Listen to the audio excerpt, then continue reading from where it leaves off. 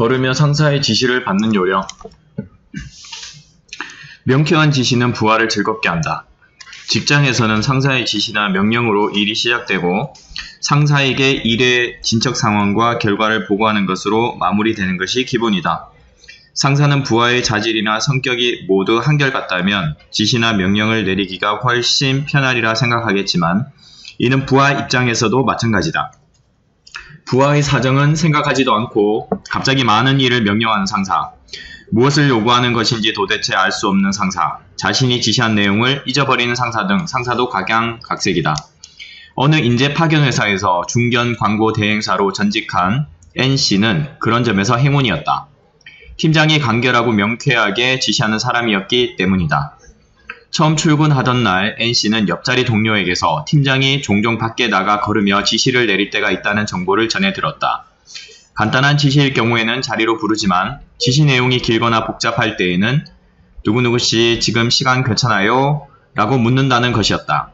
전자의 경우는 바로 팀장의 자리로 가면 되지만 후자의 경우에는 회사 밖으로 나가 길을 걸으며 지시를 받아야 하기 때문에 이를테면 죄송하지만 3분만 기다려 주십시오 라고 대답하면서 처리 중인 일을 매듭짓고 가라는 것이 동료의 충고였다.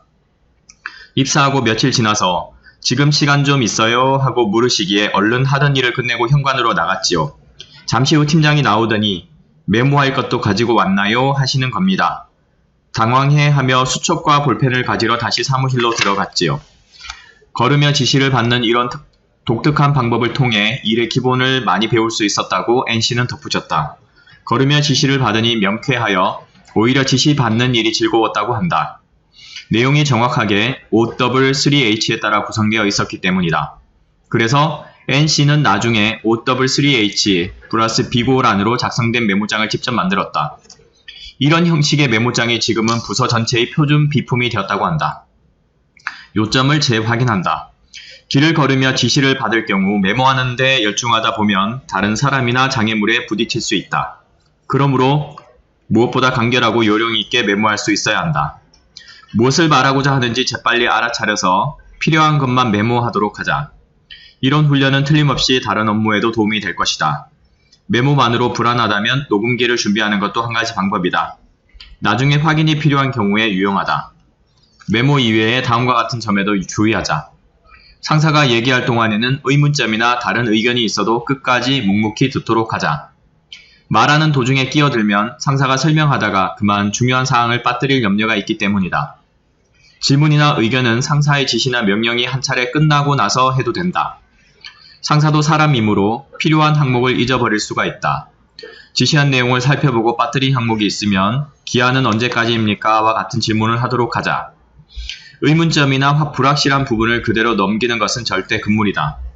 상사의 설명이 끝나고 의문점이 풀렸다면 요점을 재확인하도록 하자.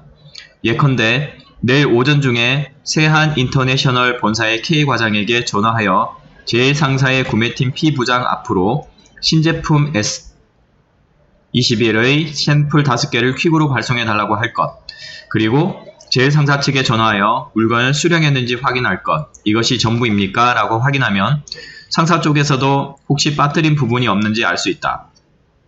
업무 얘기가 다 끝나고도 시간이 남을 수 있다.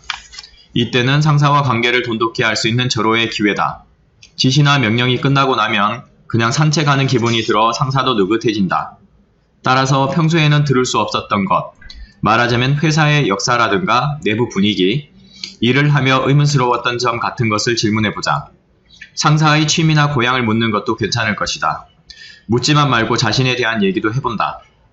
이러한 개인적 교류를 거듭하다 보면 상사를 잘 알게 되고 또 자신도 잘 알릴 수 있으므로 직장 내 인간 관계가 원만해질 것이다.